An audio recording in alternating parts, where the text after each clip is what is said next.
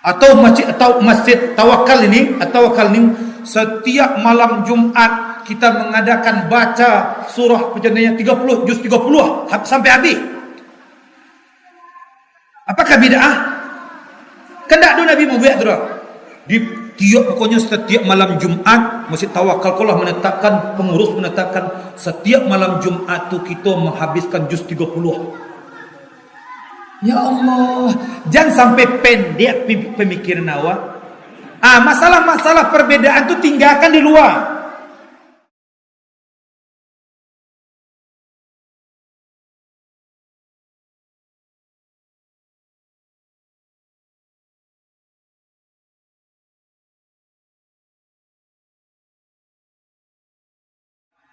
Jadi Nabi melahirkan orang-orang yang hebat. Masjid melahirkan orang-orang seperti Abu Bakar As-Siddiq, seperti Umar bin Khattab, Uthman ibn Affan, kemudian Ali bin Abi Thalib, Abdurrahman ibn Auf, Talha bin Ubaidillah, Zubair bin Awam, dan hampir keseluruhan sahabat-sahabat Nabi sallallahu alaihi wasallam itu dah sahabat-sahabat yang hebat dalam keilmuannya dan bahkan hebat dari segi ekonominya. Oke, kita lihat ya. Masjid di zaman Rasulullah itu sebagai tempat kasnya negara. Duit negara itu tempatnya di masjid. Masjid dijadikan kas negara. Kalau kita kini istilahnya kas kampung lah. Sebenarnya di musajid itu bisa selesai masalah sebenarnya.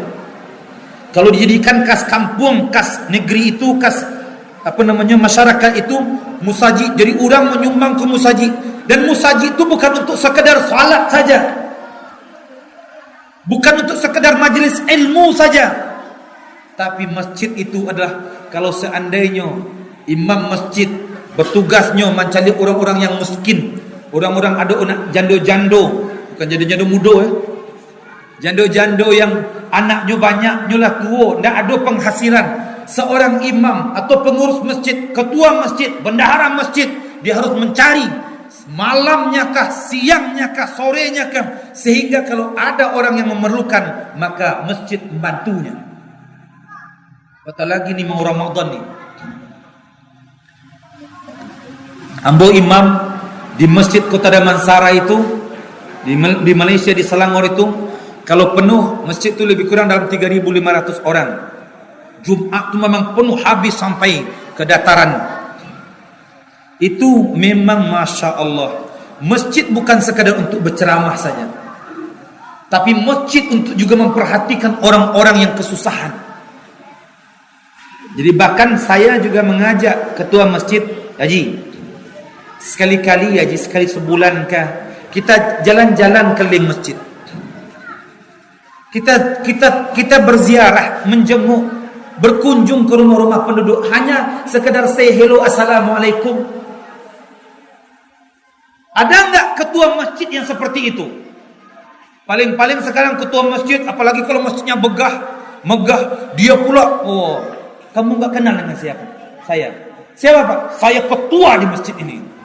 Ya Allah, seharusnya dia yang berkhidmat untuk umat, bukan menyombongkan diri, tapi dia adalah orang yang penyambung umat. Rasulullah sallallahu alaihi wasallam kadang-kadang tidak tahu orang Arab Badui ini Nabi, sebab pakainya sama aja. Dan Nabi kadang-kadang Nabi yang membersihkan masjid, Nabi juga yang kadang-kadang membetulkan apa yang salah di masjid itu. Sehingga Arab Badui itu kalau Nabi duduk ni enggak tahu itu Nabi.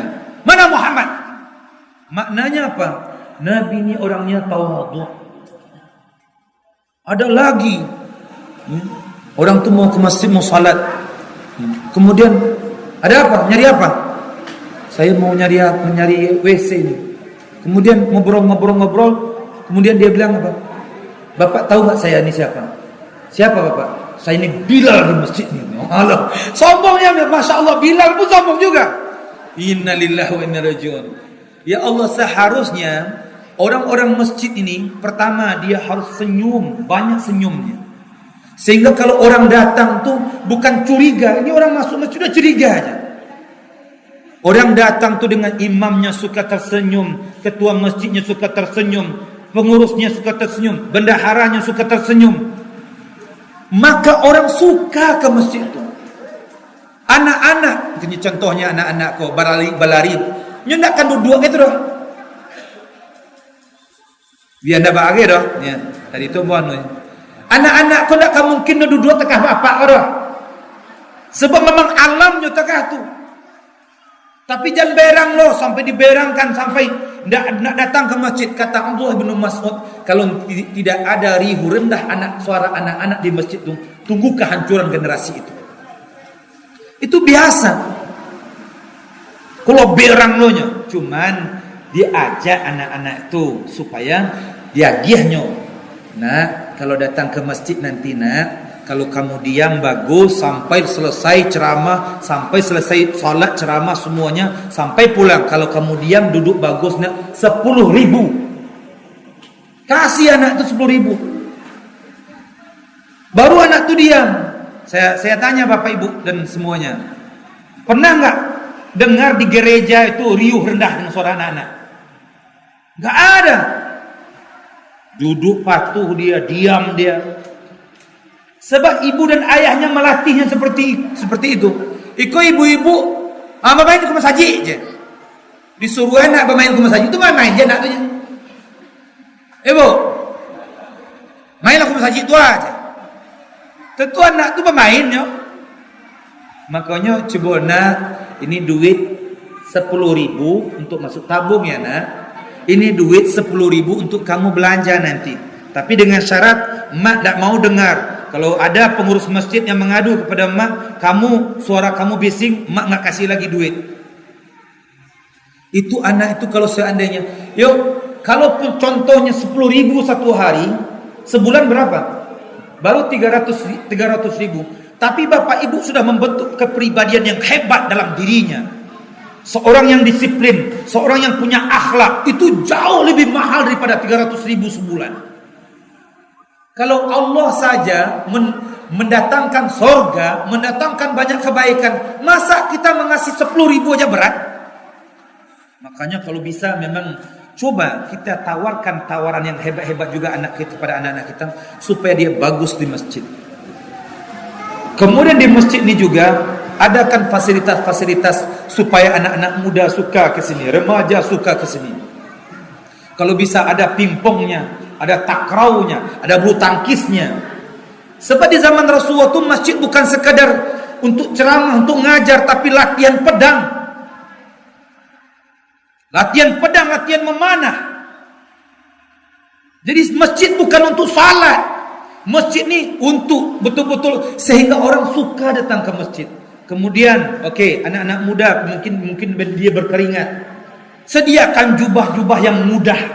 Beli di Arab Saudi atau beli buat, atau ada yang tukang jahit yang paling hebat di sini.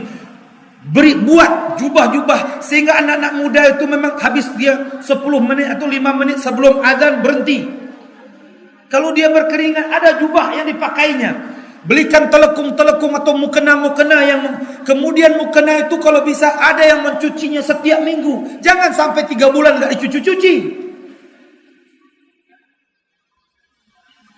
Orang suka datang ke masjid. Mukena bersih, tempat olahraga ada, semuanya sampai maksudnya masjid ini tempat segala-galanya. Bukan dari segi agama saja, ekonomi. Sebab kalau sudah banyak seperti ini, Masya Allah ya. Dan saya berharap Insya Allah ya, kalau seandainya pada pertemuan-pertemuan yang akan datang tuh, Masya Allah, masing-masing ibu bawa nih nasi uduk, iko nasi lama, ko nasi kuning, sehingga habis ceramah subuh makan bersama-sama. Oh, itu lebih hebat. Tambah ramai masa itu mah. Kalau nak yakin, coba praktekkan. Dia tahu lah. Ceramah hari ini Ustaz Iqbal El-Sunuri, nasi kuning, jo ayam, singgang ayam contohnya. Besoknya kambing bakar. Oh, itu. Sebab memang Rasulullah sallallahu alaihi wasallam itu dengan sahabat-sahabatnya memang masjid ini tempat dia juga bisa makan. Cuman memang kan harus ada kebersihan. Kalau makan tuh jangan sampai yang anu kau dia lo alehnya yang bisa digulung dilipet. Kalau di Arab tuh jo plastik. Karena dia kan kalau kita pergi umrah itu kan plastik itu kan masya Allah, sehingga tinggal dilipat begitu aja. Maksudnya apa? Jadikan orang-orang suku kamu saji. Tahu enggak pas para sahabat tuh memang ilmu dengan makan tuh sentiasa dake. Bahkan para sahabat tuh suku makan tuh batu. Sampai Nabi sallallahu alaihi wasallam tiba minum insyaallah. Ya. Oh, tambah sekali lagi. Masya Allah. Ya, Bu, banyak lah kalau sampean ya. Ingin saya sampaikan. Sampai sahabat-sahabat itu suka makan sebab apa?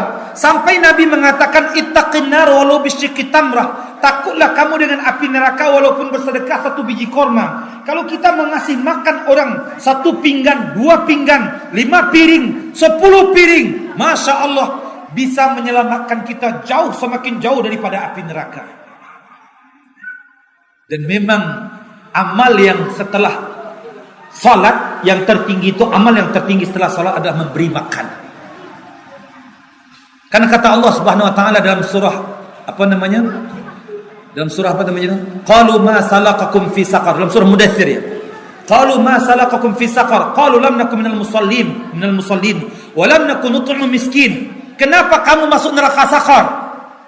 Karena kami tidak salat. Kenapa lagi? Karena kami tidak memberikan makan orang-orang miskin. Jadi yang menyebabkan kita masuk neraka itu pertama enggak salat, yang kedua karena enggak suka beri makan. Makanya orang Padang kok suka bagi makan. Di Madinah ada rumah makan ya kan?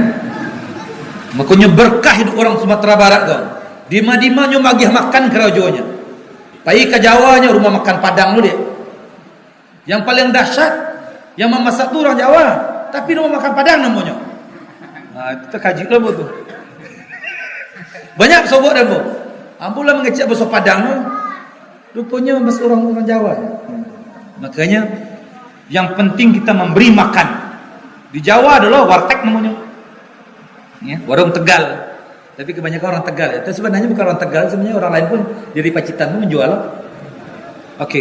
Magiah makan. Jadi jadikan masjid untuk tempat segala-galanya. Sehingga masyarakat itu makmur ketika satu rumah diperhatikan oleh masjid, satu rumah yang mungkin janda yang anaknya banyak diperhatikan oleh masjid, diberikan berasnya, diberikan kormanya, diberikan minyaknya, sehingga orang anak-anak atau janda itu yang punya anak laki-laki itu dia menyuruh anaknya untuk datang ke masjid. Makanya rangkul masyarakat. Oh, keluar iya, tigol mah. Ayo. Jadi sampai jam 10 ini.